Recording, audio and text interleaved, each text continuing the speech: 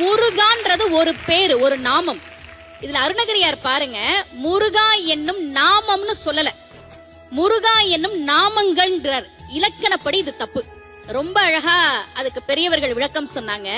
எதுவுமே தெரியலன்னா நீ முருகான்னு சொல்லு. ஏன் தெரியுமா? அது ஒரு பேரு கிடையாது, அது பெயர்கள். மூ என்பது முகுந்தனாகிய பெருமாளை குறிக்கும்.